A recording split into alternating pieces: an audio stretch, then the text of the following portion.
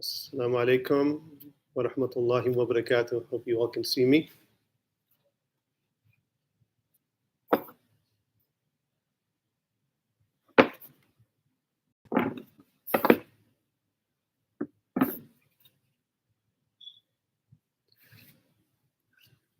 Bismillah ar-Rahman ar-Rahim. والصلاة والسلام على سيدنا محمد أشرف الأنبياء والمرسلين سيدنا محمد وعلى آله الطيبين والطاهرين ورضي أصحابه أجمعين برحمتك يا أرحم الراحمين. أما بعد، رب اشرح لي صدري ويسر لي أمري واحلل عقدة من لساني يفقهوا قولي واجعل لي وزيرا من أهلي هارون أخي أشدد به أزري. أما بعد،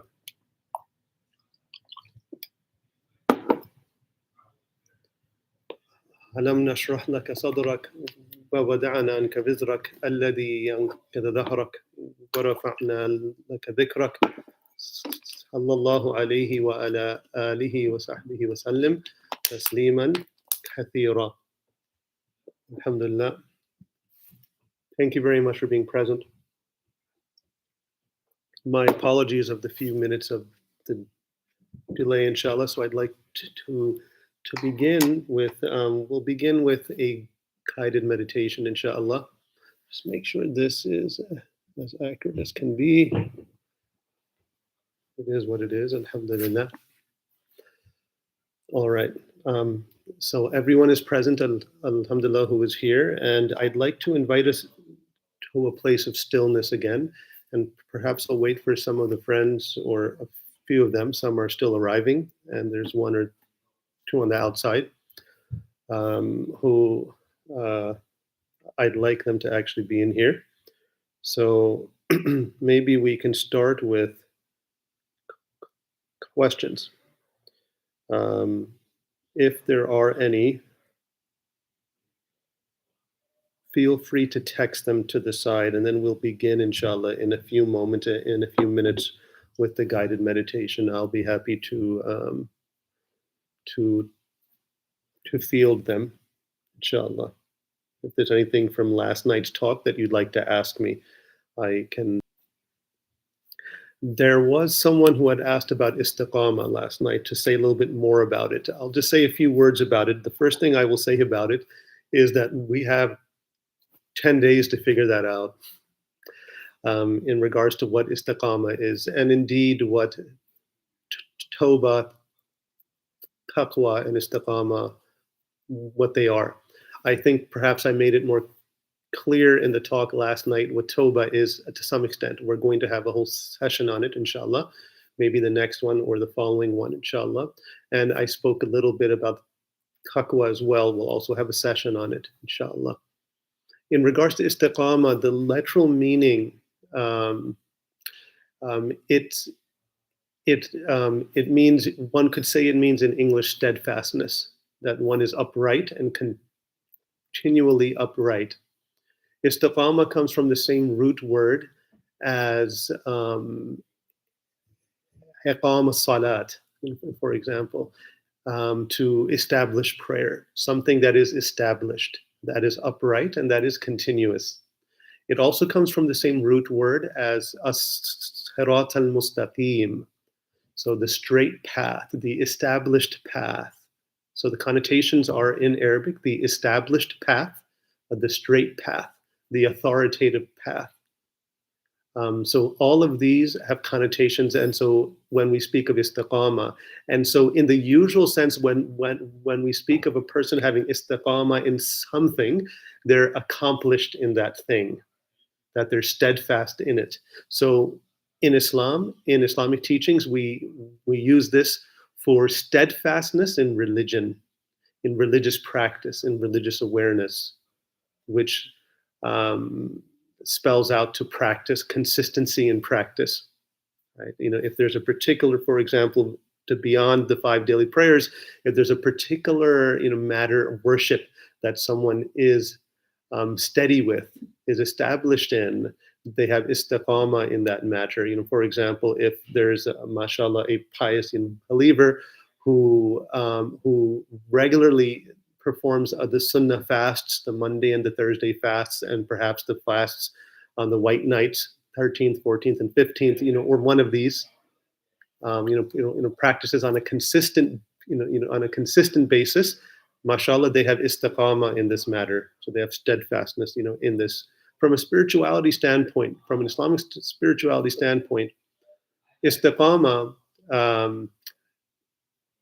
is being established in one's awareness of God and its effects on our soul and on our character and on our habits and on our actions. And so you could say this is like the goal of the path, to be fully embodied in what we have realized as God's presence.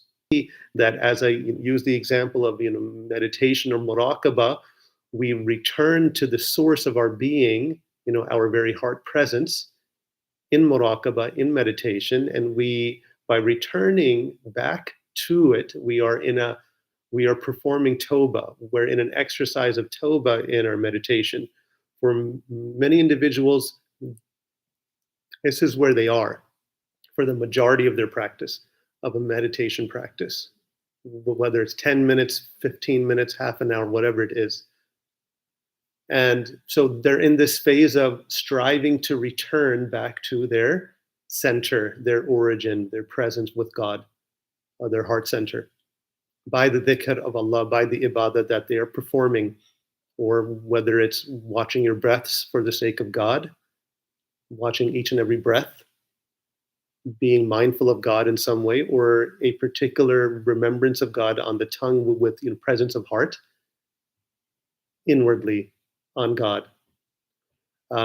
We may struggle with this where we are distracted, and then we're trying to bring ourselves back. That trying to bring ourselves back is the striving in tawbah, which we all experience in meditation. Right? So that's the first phase of meditation, right? Is what I would call the tawbah phase, the return phase, striving to return each time we become off track or distracted. Both these words mean the same thing, right? Where we become astray in our thoughts, right? We're trying to come back onto the straight path of presence with God in our meditation, for example. Once we're established in our center, in our heart presence with God, we are now becoming more open to taqwa. Now, taqwa is awakening in our heart. The heart awakens, in other words, to the remembrance of God, to its original remembrance of being with God. This awakening and this whole experience of going from concentrating, or the effort of concentrating, to the experience of being concentrated, is what I would call, in the meditation experience, taqwa, an awakening to taqwa, God presence, presence with God, awareness of God, awareness of the divine presence within. And once we're more firmly established in this, and it is as if this opening of the heart, this awakening and opening of the heart begins to come out into our experience of everyday living, and even in the meditation itself. Once that awakened heart of taqwa begins to come out, that establishment and steadfastness in that coming out into our embodiment in this life, or in the meditation practice, is what I would call the istiqamah phase of meditation practice. So we have, So we have the Toba phase, where we are returning to the heart, and that is usually a struggle at the beginning of meditation. We're striving to concentrate, the effort of concentrating. This is the Toba phase, where we are returning to the heart, to Allah's presence. And at some moment, we awaken to what I call the taqwa phase, of meditation, where we are more aware of the divine presence that is already present in an as your heart presence. That is the taqwa phase. When we feel an opening in this, and when that opening begins to come out with us as we end, our meditation, and as we return to the world, that is the istiqamah phase. So that's how I'm using it, right? So I just define for you what istiqamah is, and then I applied it to the practice of meditation, right? So steadfastness, establishment in your awareness of Allah and how it affects everything that you do, your thoughts, your feelings, your speech, your movements, your actions, your responses rather than the nafsani knee-jerk reactions. So all of that is part of istiqamah, how you are bringing your awakened heart from the dhikr of Allah back out. Right? So this is what we mean when we're speaking of tawbah, the experience of tawbah in meditation, the experience of taqwa in meditation, and the experience of istiqamah in and post meditation. So this is what we mean. So I hope that that's more helpful now, and that's clarified that from last night's talk, inshallah. Alhamdulillah. So let's move forward now. With that said, and I hope that was already a guided meditation for you. Let's do a 5-minute Muraqaba meditation. So this particular one we'll call, inviting to stillness, an invitation to stillness and silence as our muraqabah with Allah subhanahu wa ta'ala. And so inshallah, you'll see that this is very important for our topic on the spiritual retreat. And so we'll speak of that inshallah. So Bismillah, for those who are present here and those who are present online, and barakallahu feekum for your attendance, please simply sit and relax and be present for Allah subhanahu wa ta'ala. Contemplate on the beautiful hadith. Ana jalisu man dhakarani, where Allah subhanahu wa ta'ala states that I am the sitting companion. I intimately sit with the one who remembers me. Contemplate that as you enter and as you are invited by Allah into a state of stillness in your remembrance of Allah as you sit for Allah's sake. Bismillah.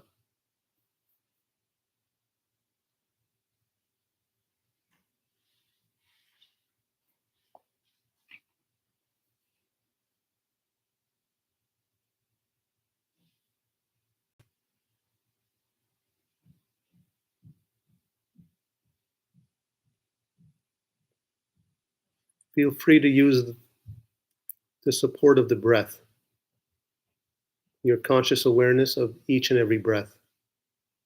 As you feel Allah's awareness of you, as you feel Allah's intimate companionship with you, with each and every breath. Bismillah.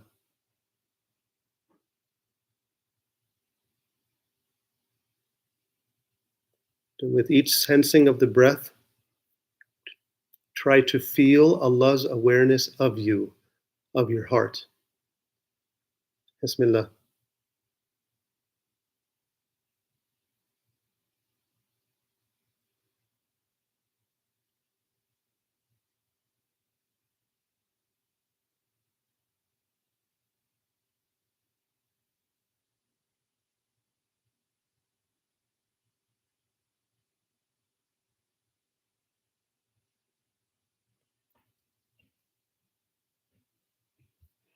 Notice that this feeling sense connected to the sensing of the breath and your feeling of Allah's awareness of you somehow stops you and brings you to a place of stillness as you become more aware of this with each and every breath.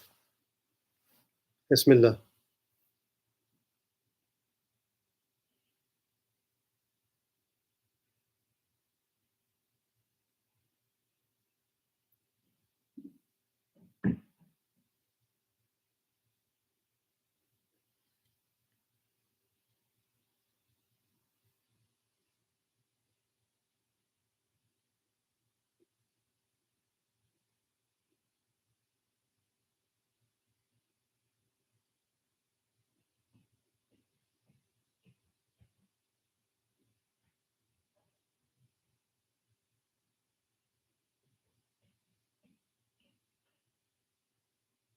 Notice also how this place of stillness in your intimate companionship with Allah opens onto a spacious sense of silence.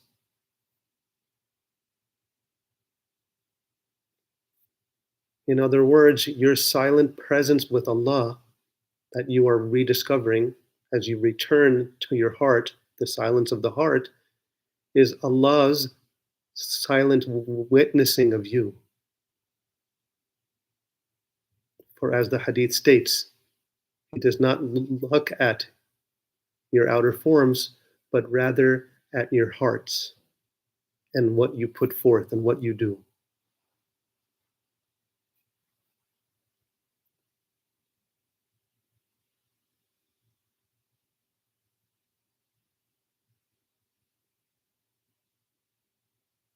Become aware of Allah's awareness of you, of His loving awareness of you, that His gaze upon your heart is first and foremost a loving gaze.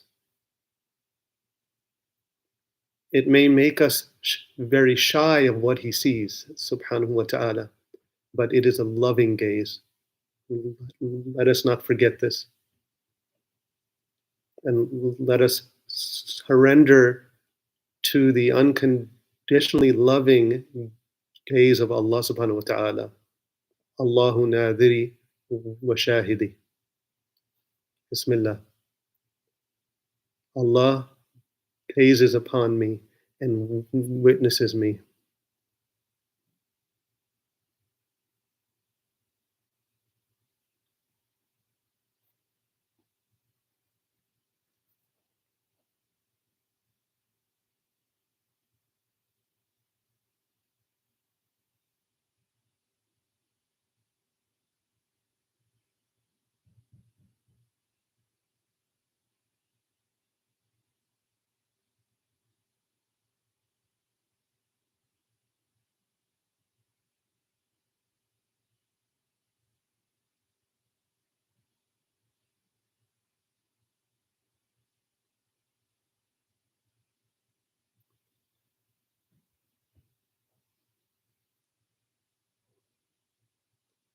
Notice how this feels. The quality of the stillness that you are noticing more, and the quality of the silence that you may not have been aware of, that was always present, even though we were absent from it due to our attachment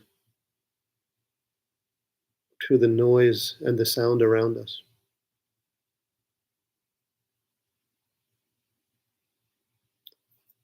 Try to stay with something of this rediscovered stillness and silence with the intimacy of Allah subhanahu wa ta'ala in our hearts as we come out, and make an intention that you thank Allah for this rediscovery, and that you ask Allah to keep you here as you engage with the world around you.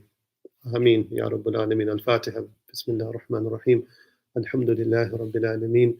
الرحمن الرحيم مالك يوم الدين إياك نعبد وإياك نستعين اهدنا الصراط المستقيم صراط الذين أنعمت عليهم غير المغضوب عليهم ولا الضالين آمين.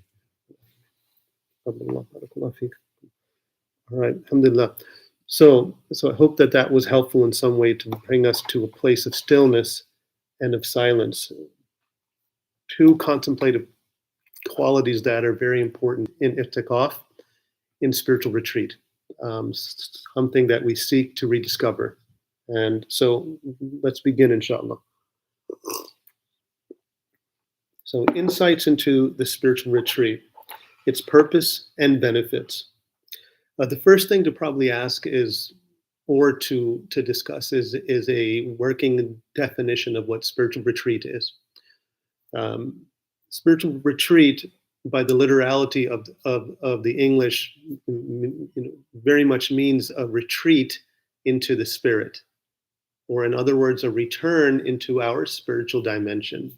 That's probably the best way to understand spiritual retreat in a general sense, right? And when we understand it like that, it's important then to really understand what spirit means, especially in Islamic teachings, and how that relates to the origin of al-insan, of mankind, of the human state, of the human being. Right? From an Islamic point of view, spiritual retreat or uzla is how it all started with our Rasul sallallahu alaihi wasallam in this realm. So we know his haqiqah sallallahu alaihi wa ala alihi wa sahbihi wasallam is of pre-eternity and is the source of all of creation.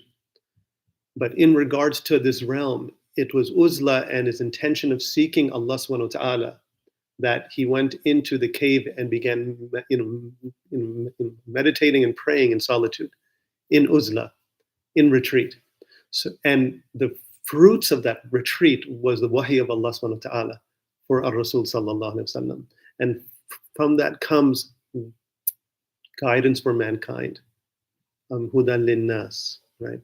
As the beautiful verses speak of about Ramadan, etc. And so the importance or the relevance of spiritual retreat to the Islamic ethos, to the Islamic worldview, cannot be overstated.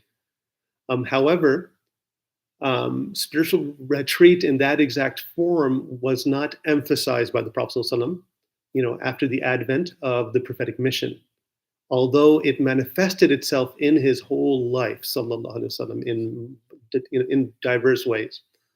In the retreat itself, it was known that Rasul sallallahu and what some call the hunafa of the time, those who were spiritually and mystically on the oneness of God, subhanahu wa ta'ala, they practiced certain exercises, certain riyadat, and they can all be called forms of meditation. One of them is one of the most, the general term is uzla or solitude, or one of the exercises that they would sit in solitude. This is nothing other than some form of meditation and contemplation. They would sit also in silence. They would practice silence, which Islamic spirituality, which we call samt, right, which we call silence. And it is a sunnah of the Rasul sallallahu to actually practice silence. There's many hadith about this, that let the believer say what is good or remain silent. So the default of the sunnah is silence, actually. And there's many hadiths speaking which describe the state of the Prophet ﷺ, in which he engaged in long periods of silence. And when he spoke, obviously he spoke with amazing wisdom. And so often these two go together. One who is in silence, engages in contemplative silence, has very beautiful things and meaningful things to actually say whenever they break the silence, or express rather that silence through the heart and the tongue. So, and among these other exercises was hunger, to practice hunger, some form of hunger. And finally, some element of wakefulness, right? So these all have their corresponding Arabic terms, right? For example, you have uzla, you have samt, you have ju' for hunger, and you have yaqadha, or you can call it muraqaba, just basically a vigilant wakefulness for the sake of Allah subhanahu wa ta'ala. So these are all ascetic and spiritual practices that were done by the Hunafa and can be deemed very universal practices that one finds in various religious and wisdom traditions throughout history. They were given a specific form in this final revelation, and we see its forms in the Sunnah as already implied, but in particular, the last 10 nights of Ramadan, and for the Prophet ﷺ, even all of Ramadan, was some form of uzla, for the Rasul sallallahu alaihi wasallam. But in particular, the last 10 nights become a time of itikaf that becomes also a strong sunnah of the Rasul sallallahu alaihi wasallam to engage in it. And there's much merit in it, but that is its background in Islamic teachings and in terms of Islamic precedents. So it's important for us to be clear about this. Now, In regards to the spiritual retreat and its spiritual benefit, again, as we mentioned, all these practices have a maqsad, have a goal. The goal of these practices is, again, to return us to our spiritual dimension. Now, what is our spiritual dimension, right? How can we understand spirit? In Islamic teachings, we speak of the ruh, and really the ruh, the spirit, is our origin with Allah subhanahu wa ta'ala. What do I mean by that? The state of insan has an inner aspect and an outer aspect. So the Sufiya and all of the authorities of Islamic spirituality speak of the the batini aspect, or the batin aspect, I should say, and the zahir aspect of a human being. And that the batin aspect is that which is more what we are, and it's what we need to cultivate. Although the zahir aspect needs to be cultivated, but in as much as it supports the batin aspect. In terms of, as you all know, those who are believers, those who are Muslims, and have learned this, Sayyidina Adam alayhi salam, the first man, he received the ruh from the blowing from Allah subhanahu wa ta'ala, who blew in the ruh into the outer body of Sayyidina Adam. And so this becomes, when the ruh touched that outer body of Adam, the first man, that entity became a human being.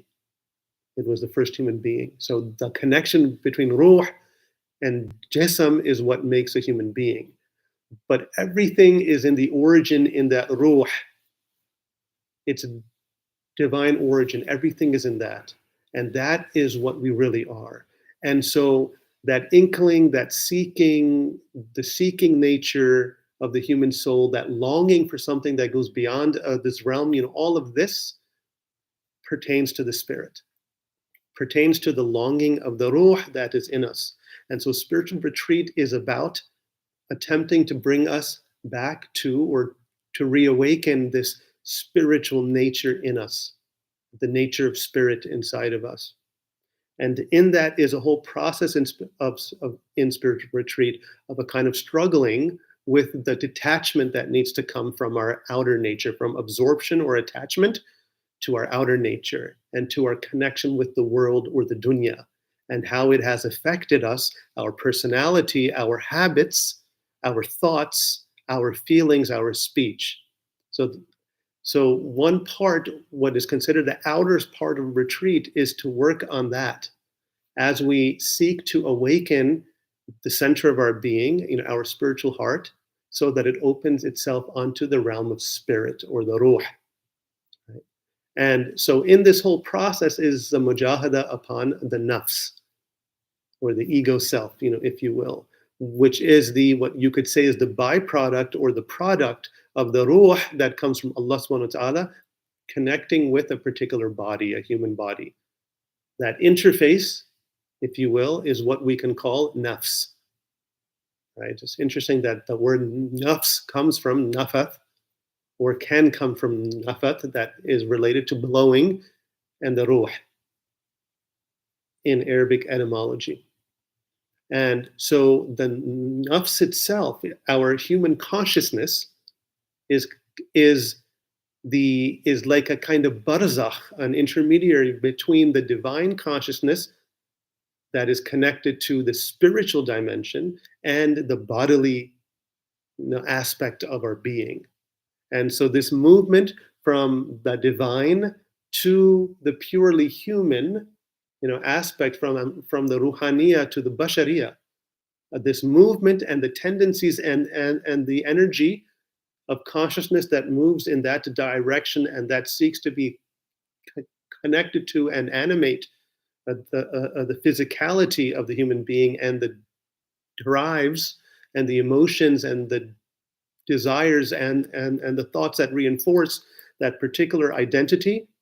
That whole movement, that whole energy is nafs, is the element of human consciousness. Now, that particular consciousness, that particular nafs, can have stages or levels.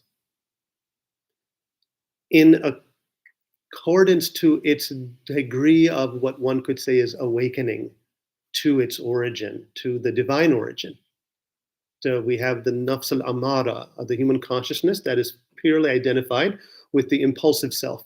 You could say the animal self, that has a positive function in the integrity of the species of the human being, in which when it is hungry, it has hunger pangs. It commands us, it has the impulse to desire food. In that regard, the nafs al-amara is neutral. It's trying to do what it's supposed to do in that element of our consciousness as nafs, to maintain the body integrity and our life in this realm. When it becomes excessive, when this tendency becomes excessive, it turns into nafs al-amara bisu. So it's an important distinction that these levels of human consciousness as nafs are more functions than identities, actually. But when we're caught in them and we make them an identity, this is where the problems start. People who are addicts are very much so in the cycle of staying in nafs al-amara and nafs al-lawama on these two levels. They're fully identified with the vicious reinforcing cycle of these two levels, for example. Right, so I just mentioned lawama, so I'll briefly mention stages of human consciousness as they relate to the spiritual awakening of the human soul back to its origin, all of which relate to spiritual retreat. You have the nafs al-lawama, or the lamenting soul. That sounds almost like a lawama, so I'd like to use that in English. The lamenting soul, the lawami soul, right? Like a self-blaming soul, the soul that blames itself. How does this occur? Its connection to the ruh and the heart and the intellect allow some level of objectivity for this level of human consciousness, that it begins to see that its own actions are problematic when it's exceeded its bounds. It begins to feel bad about it. It begins to self-blame, nafs al-lawama. I would even say from a clinical standpoint, when one is excessively in this identity, this is where clinical depression, etc., happen, with complete identification with the lawami self, right? It serves a function, because if we have harmed ourselves and others, that awareness, which is the reflection of ruh, the spirit, on our consciousness on that level, is important. It's supposed to inspire us to do better, to reprimand, to change.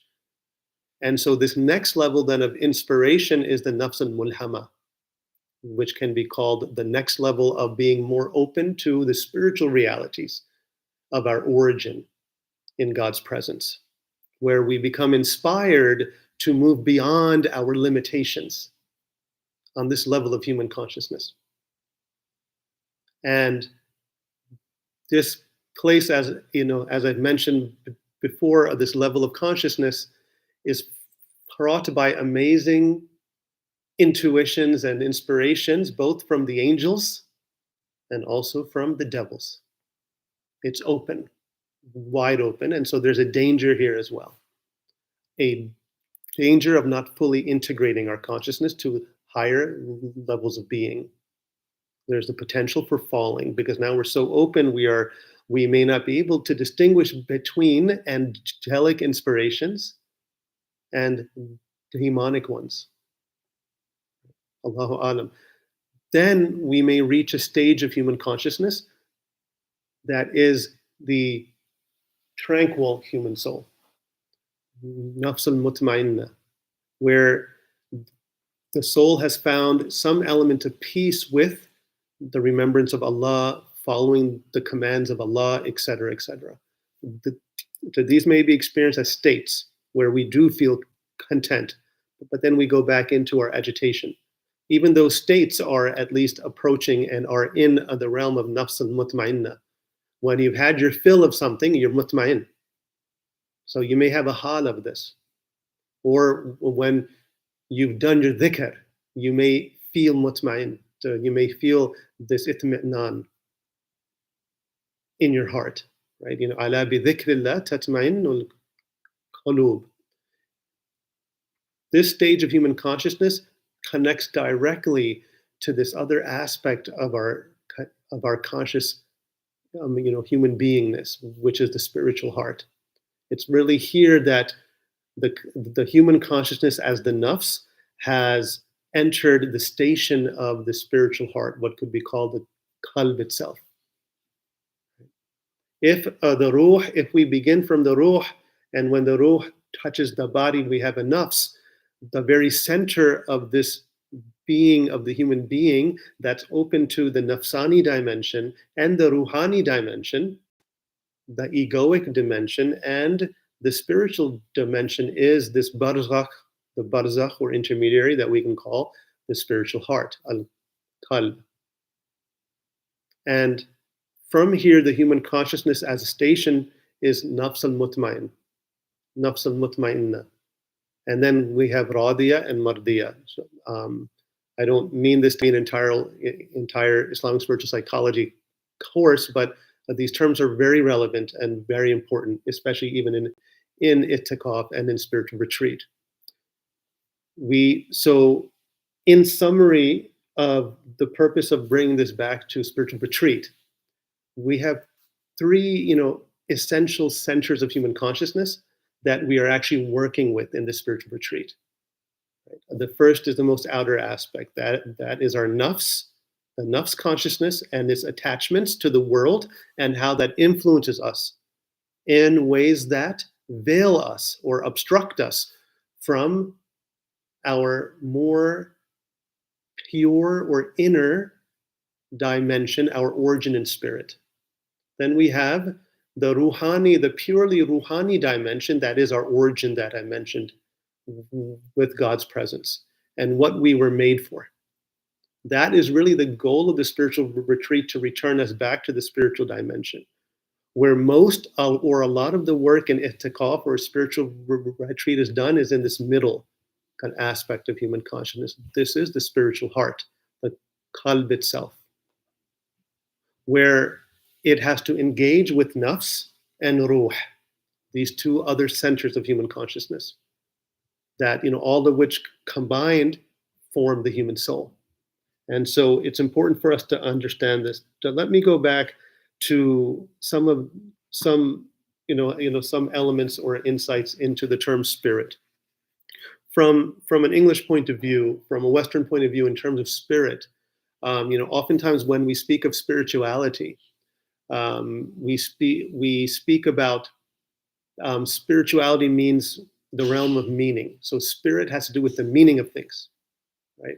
What is the spirit of this, matter, or reviving the Islamic spirit, for example, all these things have to do with both meaning and life, right? Consciousness and being.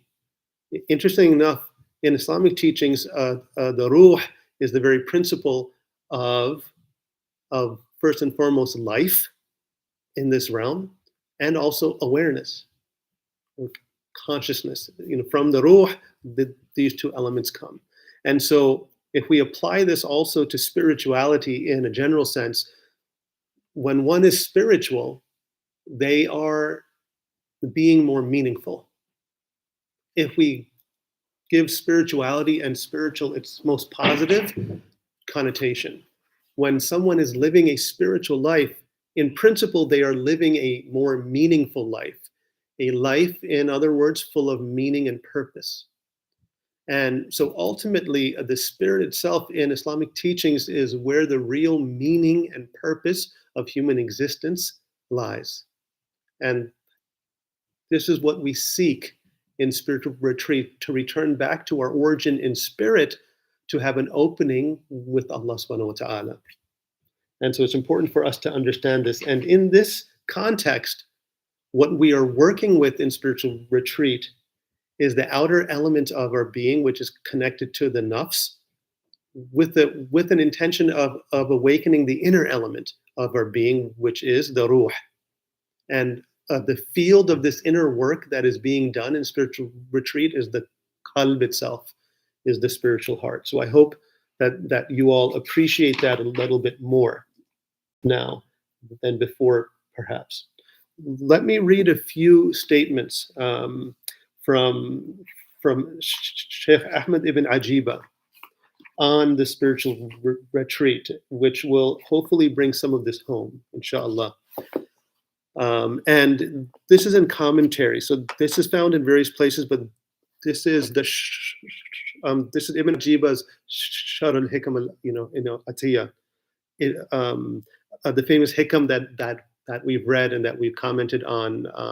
There's a very famous commentary by Ibn Ajiba where he comments on all the hikams. So the well-known hikam, which I will say here in English, of Ibn Ata'illah al-Iskandari al-Shadili is the saying that comes in the first 10 or 15 hikams. Nothing benefits the heart more than a spiritual retreat, wherein it enters the domain of meditation. And so that's the hikam itself. And now his commentary on this. Bismillah ar-Rahman ar-Rahim. Spiritual retreat is secluding the heart with Allah. It could also mean the solitary retreat in which the outward body, qalib, is isolated from people. Meditation is the voyage of the heart to the presence of the Lord. And it is of two categories: meditation of belief and faith, and meditation of contemplative witnessing and direct vision. There is nothing more beneficial to the heart than spiritual retreat accompanied by meditation. I want to emphasize this last line because this is how he opens to his commentary on this beautiful hikam. Ibn Ata'illah here is saying, first him, and then we'll go to Ibn Ajiba, that nothing is more beneficial for the heart, the spiritual heart. This very thing that I mentioned is the barzakh between the ruh and the nafs in our human consciousness, in our human beingness. Nothing is more beneficial for the awakening of this heart than spiritual retreat. Because it's in spiritual retreat that we allow, according to other commentators, spiritual commentators, that we allow the heart to relax and open. So this very point of relaxing and opening is an important element of the experience of itikaf.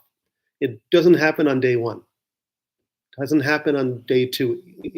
Very usually, most people in their sincerity, in their itikaf, will experience this kind of opening, this dilation of the heart, where they feel the spaciousness of the Ruhani presence in them and outside of them by the middle of the retreat. But this rarely is the real goal. And it makes the struggles and the striving of the retreat worth it. Even if you hit this place or this opening on the last day, in the last moment, your retreat was worth it. Even if you don't reach that, your retreat is worth it because you've been working on yourself, because you know the mujahada that you need to do. But in other words, and to repeat the hikam so that it's understood in the context of the background of what we just spoke of regarding spiritual retreat, nothing benefits the heart, the spiritual heart, more than a spiritual retreat wherein it enters the domain of meditation. For the heart was made to meditate and contemplate. It's how it awakens. When we are more absorbed when we deepen in the dhikr of Allah subhanahu wa ta'ala, our heart dilates, it expands, it opens. In that experience of opening is really what spiritual retreat is all about. And it is one of the most beautiful effects of spiritual retreat. So moving on, so this is what Ibn Ajiba attempts to bring out in his very beautiful commentary.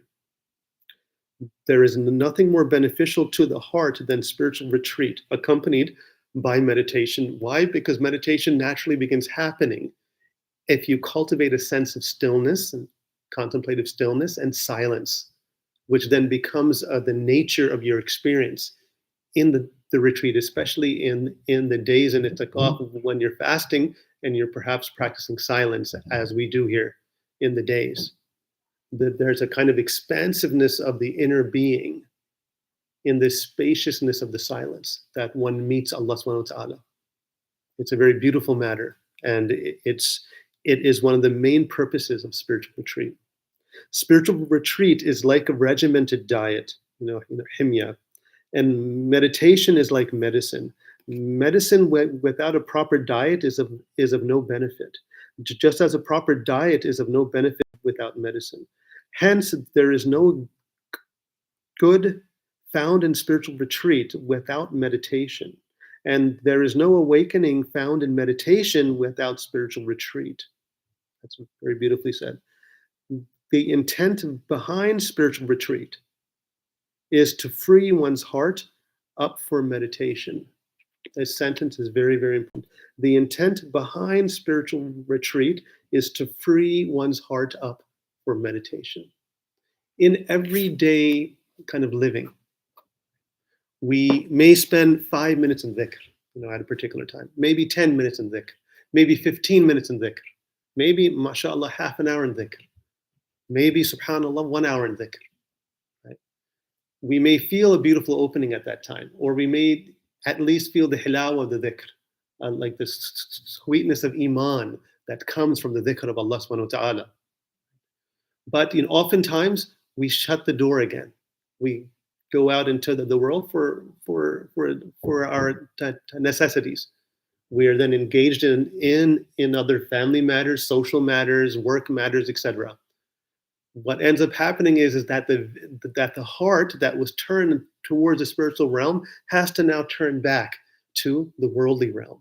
And in this process, it is usually or unfortunately veiled from the spiritual realm, or at least partially so, for especially those who are more established in dhikr and in their talqeen or their connection with the awliya of Allah subhanahu wa ta'ala and the madad, the spiritual help that comes from all of that.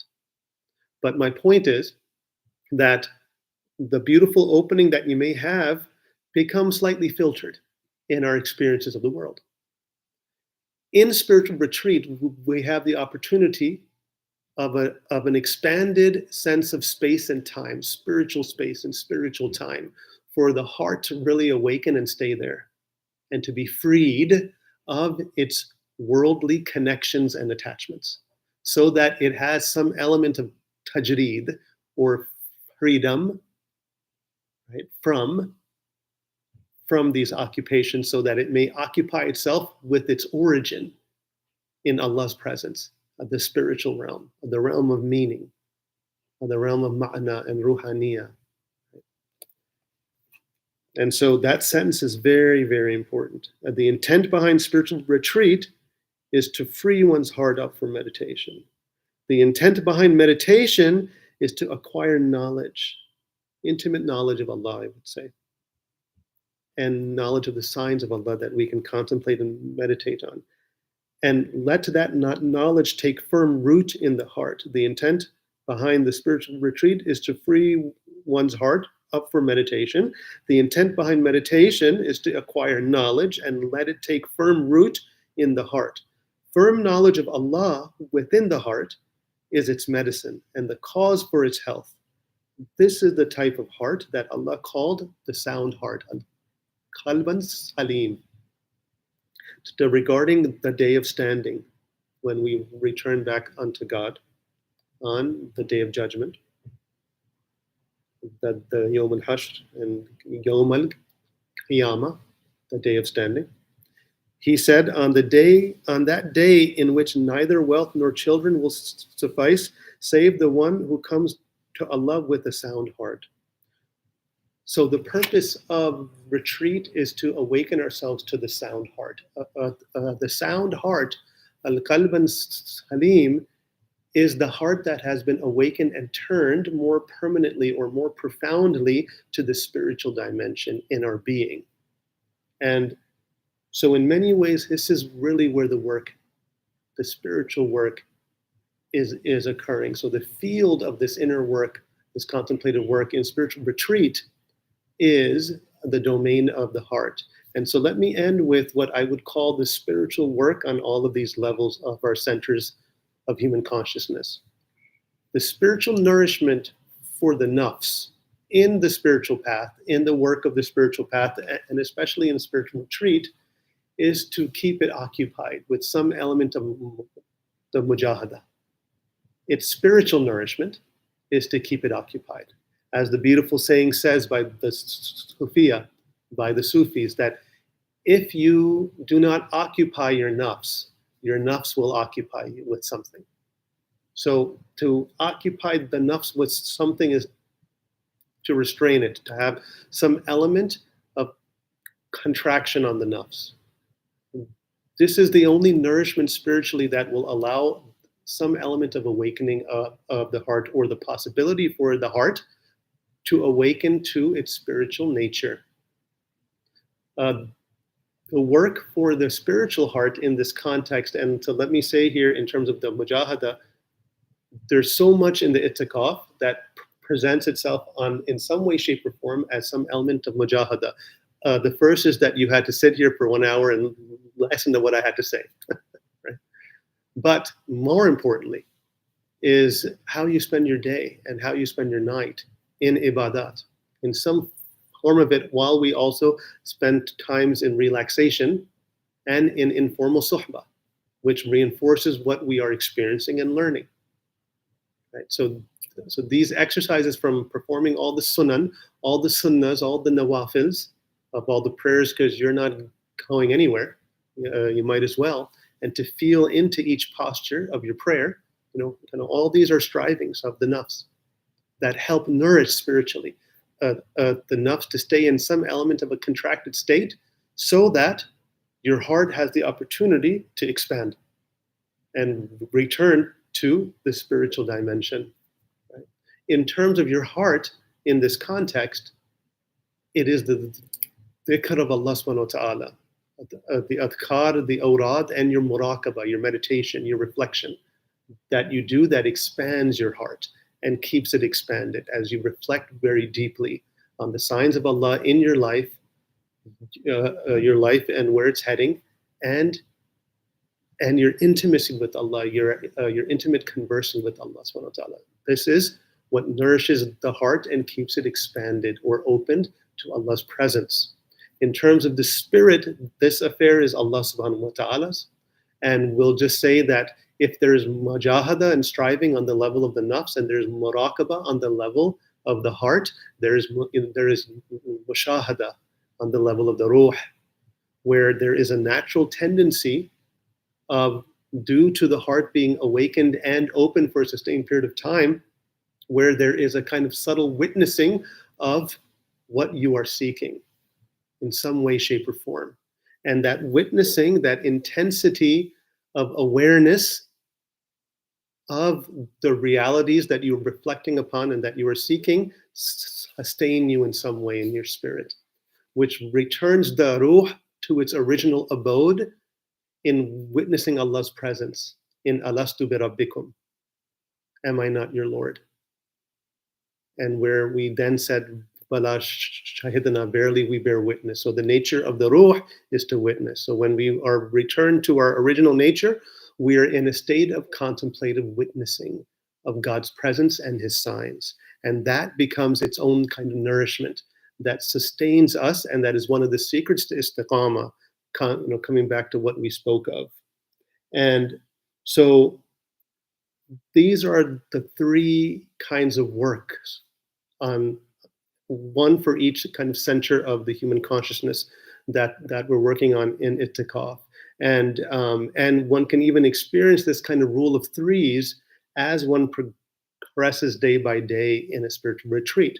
If you spend the first few days on reflecting on yourself, the mujahada, and asking Allah for forgiveness, you're engaging in tawbah. You're engaging in this process of returning back to your origin, to the center of your being. At some point, you will then be established in your center with muraqaba and the heart, right? From the mujahada to the muraqaba, and then you will feel that your natural state is here as you engage in all the same practices of itikaf. At some moment, perhaps bi-idhnillahi ta'ala, by the permission of Allah, by his tawfiq and the taysir of your connection to your beloveds and the beloveds of Allah subhanahu wa ta'ala, you may have some element of mushahada that sustains your practice and your living coming from behind that veil. And this is all easy for Allah subhanahu wa ta'ala. So I will end here in the interest of time as we've hit 11:59. And I'll open the floor for any questions, barakallahu feekum, for your patience. And otherwise we will end the session, inshallah. Any comments, questions, or anything else?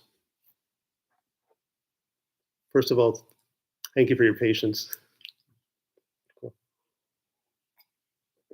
And I hope it was a reminder for you, Yasidi, and I pray that you learned something, inshallah, bi'idhnillah.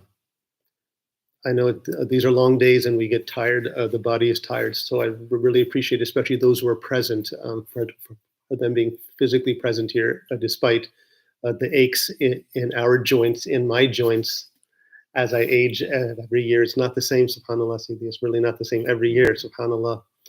The body feels more of the tension in the joints, subhanAllah. So anyone, and I pray this was helpful. Feedback is welcome, of course. And you can feel free to send something to the WhatsApp messages. Let's see what I have. All right. I think we'll then end this. Now, barakallahu feekum to all of you. Subhanaka Allahumma wa bihamdik. Nashhadu an la ilaha illa ant. Nastaghfiruka wa natubu ilayk. Bismillahir Rahmanir Rahim. Wal asr. Innal insana lafi khusr. إلا الذين آمنوا وعملوا الصالحات وتواصوا بالحق وتواصوا بالصبر. السلام عليكم ورحمة الله وبركاته.